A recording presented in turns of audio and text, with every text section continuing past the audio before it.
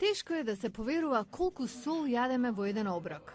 Лекарите и нутриционистите препорачуваат не повеќе од една кафена лажичка на ден. Тоа би било околу 2300 милиграми натриум. Солта ја прави храната повкусна, но премногу сол носи ризик, вели Майкл Джейкобсон од Центарот за наука во јавен интерес. Солта лесно може да е најштетното нешто во храната, затоа што придонесува за висок крвен притисок, што пак води до срцеви и мозочни удари. Светската здравствена организација вели дека околу 17 милиони луѓе годишно умираат од срцев или мозочен удар. Голем фактор на ризик е исхрана полна со масноти и сол. Мортон Сатин од Институтот за сол вели дека солта не е вистинскиот виновник.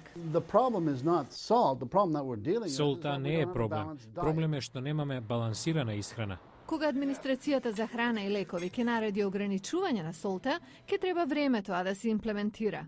Ова е доктор Маргарет Хамбург од агенцијата.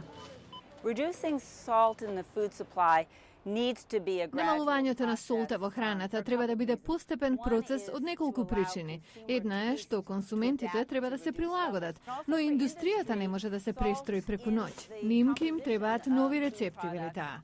Некои производители на храна веќе започнаа со процесот на редуцирање на солта, но лекарите советуваат да не се чека, туку доброволно и постепено да се почне со намалување на количината што се внесува со исхраната.